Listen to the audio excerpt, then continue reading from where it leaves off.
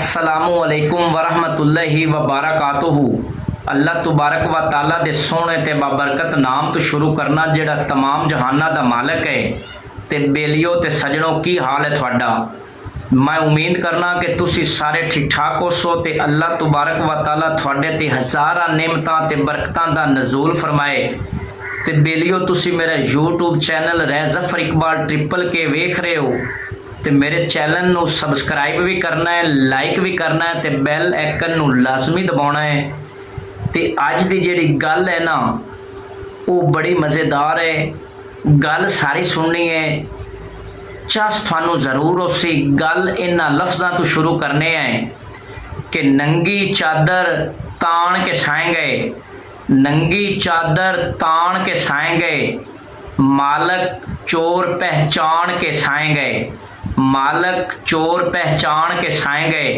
लुटन आलियां ने रज के लुटिया, लुटन आलियां ने रज के लुटिया, जागन आले जान के साए गए, जागन आले जान के साए गए।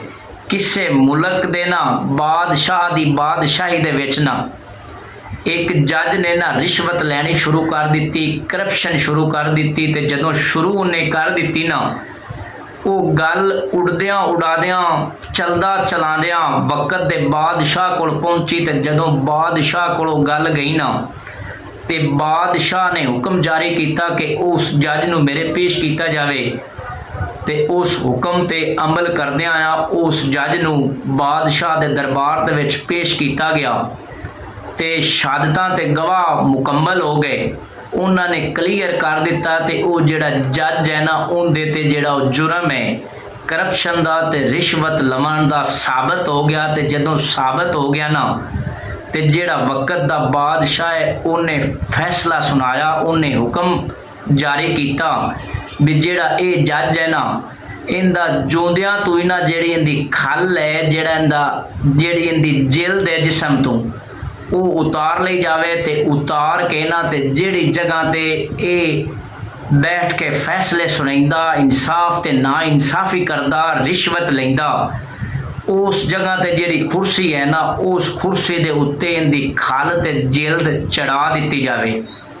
ते जदों बादशाह ने फैसला ते हुक्म जारी किया ना ते हुक्म ते अमल करदियां आया उस जिहड़ा जज है उन्होंने उनके जिंदा तो ही उनके जिसम तो खल ते जिल्द उतार ले गई। ते उतार के जिहड़ी जगह ते वो फैसले करदा उस कुर्सी ते चढ़ा दी गई। ते चढ़ा क्यों दी गई अगली गल तुसी भी बड़े सियाणे हो समझ गए हो, सो मुड़ भी थानू दस देवां। वो इस वास्ते चढ़ा दी गई कि नवां जिहड़ा जज आवेगा उन्होंने एहसास होवे, वो ये गल याद रखे कि पिछले जिहड़ा जज इत्थे बैठदा जिहड़े फैसले सुनाइंदा उन्हें रिश्वत लई, उन्हें करप्शन कीती ते उनदा ये हाल होया। अगर मैं भी उस तरह करांगा तो मेरा भी ये हाल होना है। गल दी थानू समझ आ गई है तो फिर दोबारा उन्हां लफ्ज़ां ते गल मुका देना। मजीद उनदे विच तुसी समझ दसो कि नंगी चादर तान के साए गए, नंगी चादर तान के साए गए, मालक चोर पहचान के साए गए। लुटन आलियां ने रज के लुटिया, लुटन आलियां ने रज के लुटिया, ते जागन आले जान के साए गए। ते मेरे बेलियो ते सजनों ते दोस्तों अल्लाह ताला थानू हमेशा ते सदा खुश ते तंदरुस्त रखे। अल्लाह निगहबान।